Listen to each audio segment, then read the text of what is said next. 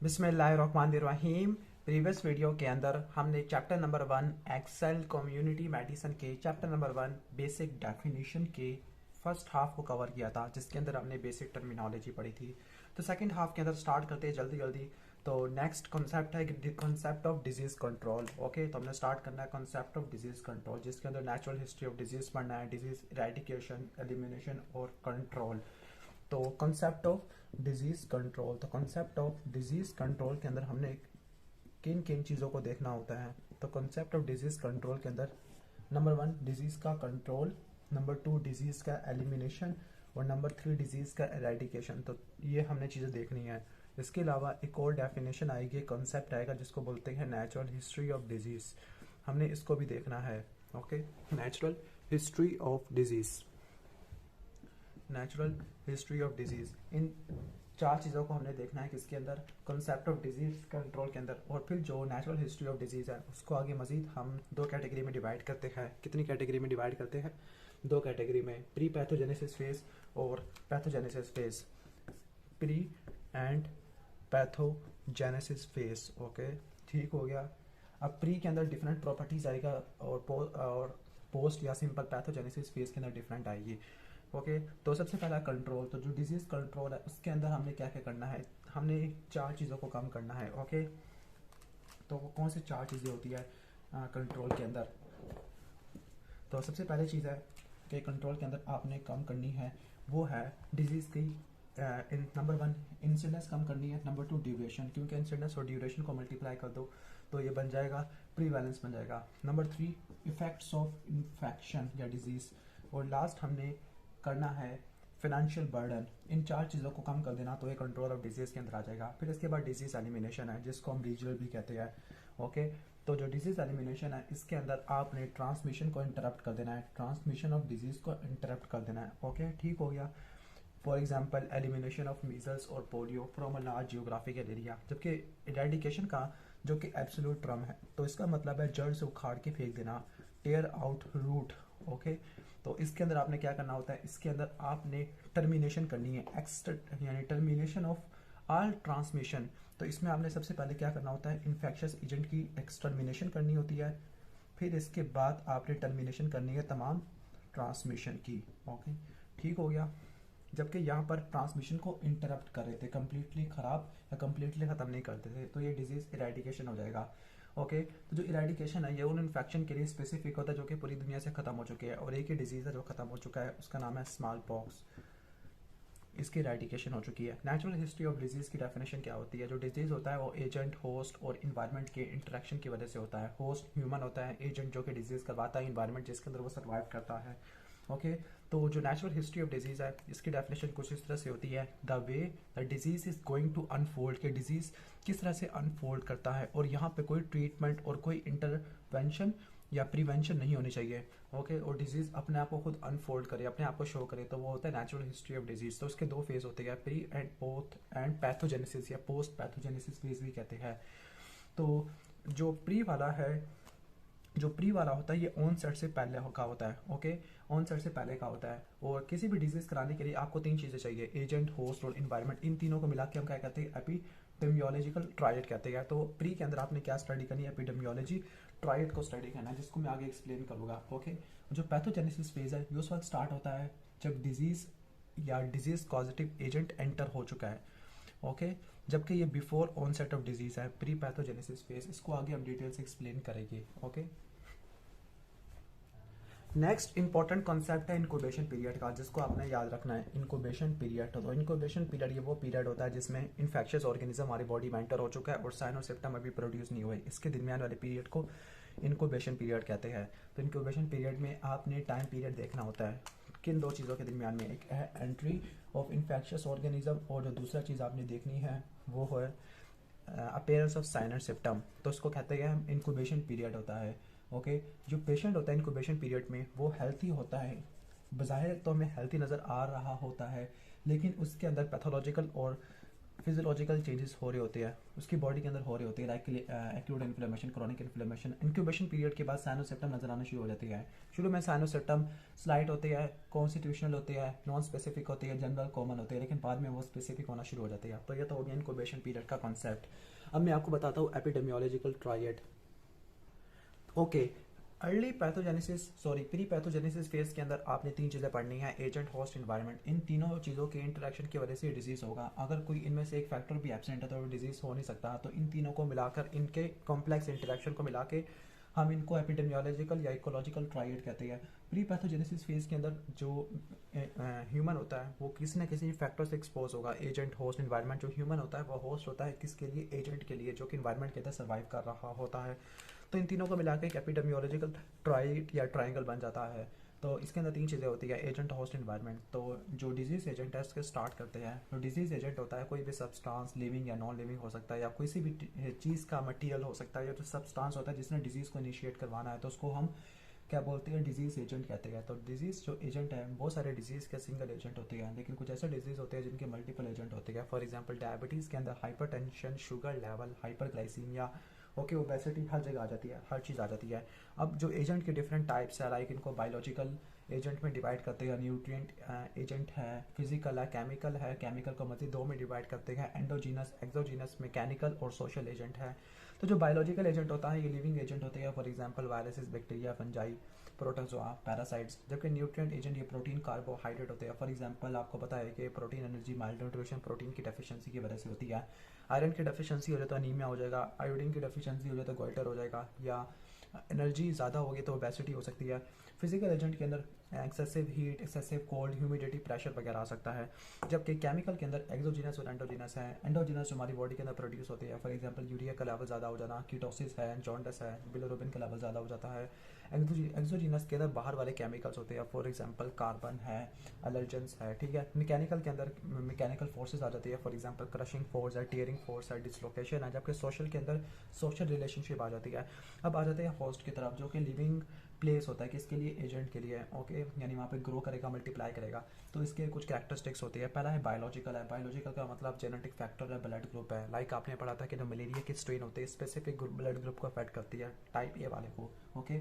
और जो haemoglobin F होता है वो बचा लेता है। डेमोग्राफी के अंदर एज, सेक्स, एथनिसिटी पढ़ते हैं। सोशल और इकोनॉमिकल के अंदर एजुकेशन, ऑक्यूपेशन को देखते हैं, लाइक एजुकेशन इतनी ज़्यादा नहीं है, पॉवर्टी है, ओवर क्राउडिंग है, तो ये आगे क्या करवा सकता है, आगे ये टीबी वगैरह करवा सकता है, टाइफाइड वगैरह, डेंगू वगैरह, ठीक है। लाइफस्टाइल पे डिपेंड करता है, लाइक लिविंग हैबिट्स क्या है। इन्वायरमेंट के कुछ फैक्टर्स होते हैं। जो इन्वायरमेंट है उसको 3 कंपोनेंट में डिवाइड करते हैं। एक हमारी बॉडी का अपना इन्वायरमेंट जो कि होस्ट में आ जाएगा, जिसको इंटरनल इन्वायरमेंट कहते हैं। एक डोमेस्टिक या माइक्रो इन्वायरमेंट है, और एक एक्सटर्नल या मैक्रो इन्वायरमेंट है। जो मैक्रो या एक्सटर्नल इन्वायरमेंट है उसको मज़ीद 3 में डिवाइड करते हैं, फिजिकल, केमिकल और साइको सोशल। ओके, जो फिजिकल है ये नॉन लिविंग थिंग्स होती है, फिजिकल फैक्टर्स होते हैं, for example air, water, soil, housing, climate, जहाँ पे मैन रहता होता है। बायोलॉजिकल के अंदर क्या होता है कि ये लिविंग थिंग्स का यूनिवर्स है, फॉर एग्जांपल मैन, इसके अलावा बैक्टीरिया, वायरसेस, फंजाई। जबकि साइको सोशल के अंदर जैसे साइकोलॉजिकल सोशल फैक्टर आ जाएगा, फॉर एग्जांपल कल्चर होता है, values, belief, morals, religion, lifestyle, education वगैरह। तो ये साइको सोशल के अंदर आ जाती है, जो पॉजिटिव या नेगेटिव हो जाते हैं। तो ये था एपिडेमियोलॉजी ट्रायड। इसके बाद हमने लेवल ऑफ प्रिवेंशन स्टार्ट करनी है। लेवल ऑफ प्रिवेंशन 4 होती है, प्राइमोडियल, प्राइमरी, सेकेंडरी, टर्शियरी। जबकि mode of intervention her prevention के लिए 2-2 हो गए, सो प्राइमोडियल के लिए। प्राइमोडियल के लिए इतने खास नहीं होते, ठीक है, या उसके भी मैं आपको बता दूंगा। उसके लिए भी 2 इंटरवेंशन होती है, यानी आप इंटरवेंशन करोगे तो प्रिवेंशन हो जाएगी। तो अब हम स्केच ड्रा करते हैं, इंटरवेंशन और modes of levels of prevention and the modes of intervention, जो बहुत ज़्यादा इंपॉर्टेंट है, जिसको अपने अच्छे तरीके से तैयार करना है। ओके, अब स्टार्ट करते हैं सबसे इंपॉर्टेंट चीज़ की, जो कि इस चैप्टर की है, levels of prevention and the mode of intervention. पहले आप मोड ऑफ इंटरवेंशन करोगे, उसी से ही किसी लेवल की प्रिवेंशन होगी।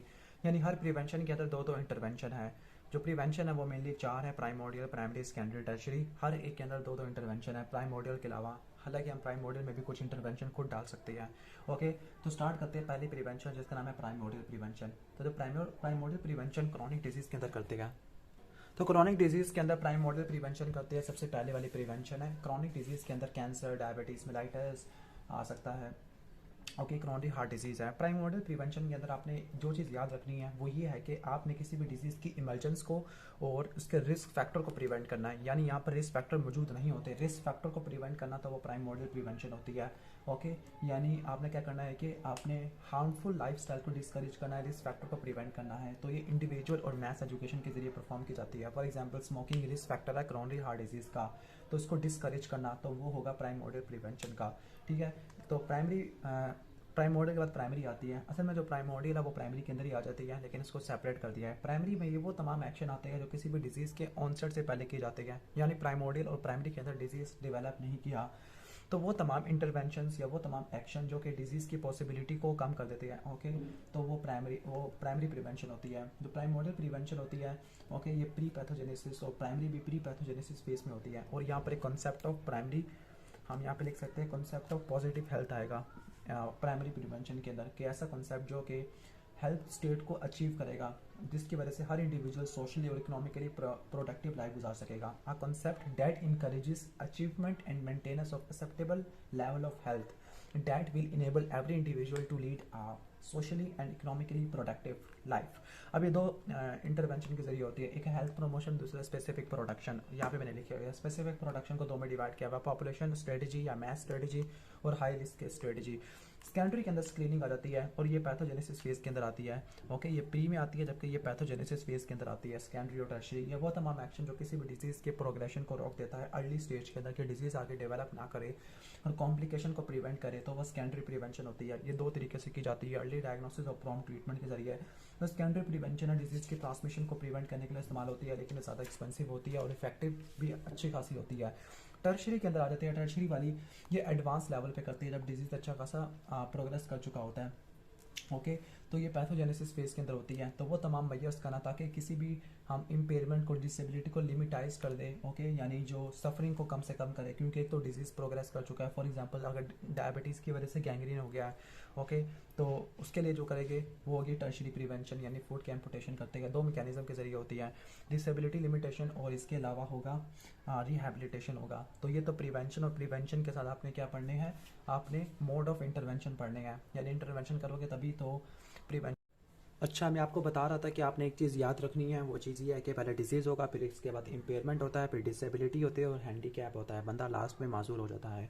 अब रिहैबिलिटेशन है, रिहैबिलिटेशन एक कंबाइंड कोऑर्डिनेटेड यूज़ होता है तीन चीज़ों का, चार चीज़ों का, मेडिकल, सोशल, एजुकेशनल और वोकेशनल मेजर्स, ताकि हम क्या करें, इंडिविजुअल की ट्रेनिंग कर सके और इसको फंक्शनल एबिलिटी के फाइनल लॉस से बचा सके। अब जो रिहैबिलिटेशन होती है उसको मजीद डिफरेंट कैटेगरी में डिवाइड करते हैं। मेडिकल के अंदर उसके फंक्शन को रिस्टोर कर देती है, ऑक्यूपेशनल के अंदर उसकी उस एबिलिटी को फोकस करते हैं जिसके ज़रिए वो अपनी रूटीन की डेली एक्टिविटी परफॉर्म कर सकता है। वोकेशनल के अंदर हम उसकी कैपेसिटी टू अर्निंग कैपेसिटी को रिस्टोर कर देती है। सोशल के अंदर सोशल रिलेशनशिप है। साइकोलॉजिकल के अंदर मेंटल फिटनेस आ जाती है। इसके एम्स ये है कि जो पर्सन है, अफेक्टेड पर्सन है, उसकी कैपेसिटी को रिस्टोर कर देना, रिटर्न कर देना। ठीक हो गया, तो ये तो होता प्रिवेंशन और इंटरवेंशन। उम्मीद है कि आपको अच्छे तरीके से समझ आ गया होगा। अब एक दो चीज़ें रह गई है चैप्टर के अंदर, लाइक फंक्शन ऑफ WHO। तो हम लिखने वाले हैं WHO। तो WHO था, ये 7 अप्रैल 1948 को आया था, तो 7 अप्रैल को मनाया जाता है वर्ल्ड हेल्थ डे, या WHO का जो एग्जिस्टेंस थी 7 अप्रैल 1948। इसको याद रख लेना। इसका जो हेडक्वार्टर जेनीवा के अंदर, स्विट्जरलैंड के अंदर होता है। अब इसकी दो चीज़ें आपने याद रखनी है, एक तो इसके ऑब्जेक्टिव और दूसरे इसके फंक्शन है। इसके जो फंक्शन है, ओके, जो फंक्शन है 8 फंक्शन है, जबकि ऑब्जेक्टिव इसका सिर्फ एक ही होता है। ऑब्जेक्टिव इसका मेन है कि हर लोगों को आपने हाईएस्ट लेवल की हेल्थ प्रोवाइड करनी है, यानी attainment of highest level of health by all, यानी सेहत सबके लिए, बेहतरीन सेहत सबके लिए। फंक्शन ऑफ WHO, तो पहला WHO का फंक्शन है कि क्या करना, स्ट्रेंथन मजबूत कर देना किसको, हेल्थ सर्विस को। नंबर 2 आपने याद रखना है स्टैंडर्ड ऑफ एजुकेशन को इम्प्रूव कर देना। नंबर 3 है कि न्यूट्रिशन को, हाउसिंग, सैनिटेशन को और वर्किंग कंडीशंस को इम्प्रूव कर देना। ओके, मेंटल हेल्थ के फील्ड में एक्टिविटीज़ को प्रमोट करना। Okay, promote mental health activities. Okay, research को प्रमोट करना, क्योंकि रिसर्च काफ़ी इंपॉर्टेंट है। ओके, कोऑपरेशन को इम्प्रूव करना, प्रमोट करना, स्टैटिस्टिक्स के ऊपर डाटा कलेक्ट करना, और लास्ट है फैमिली हेल्थ को प्रमोट करना। तो strengthen the health services, promote standard of education, improve nutrition, housing, sanitation, working condition, improve या promote activities in the field of medical health, mental health, promote research, conduct research, promote cooperation among scientific professional group और data obtain करना, vital statistics के ऊपर और family health को promote करना। इसके बाद आता है यूनिसेफ। तो यूनिसेफ होता है, यूनिसेफ के 4 फंक्शन है मेनली, चाइल्ड हेल्थ है, न्यूट्रिशन, फैमिली प्लानिंग है और एजुकेशन है। यूनिसेफ का पाकिस्तान के साथ क्या चक्कर है, यूनिसेफ और पाकिस्तान की क्या आपस में फंक्शन है। ओके, तो पहला हेल्थ एंड न्यूट्रिशन, रट्टा मारते हैं, पहला हेल्थ एंड न्यूट्रिशन है। ओके, नंबर 2 आपने याद रख लेना जो MCQs में आ सकता है, वो है API expanded programme of immunisation. Number 3 polio eradication है। नंबर 4 एजुकेशन है। नंबर 5 होता है चाइल्ड प्रोटेक्शन है। नंबर 6 वाटर हाइजीन है। नंबर 7 ह्यूमैनिटेरियन सर्विसेज होती है।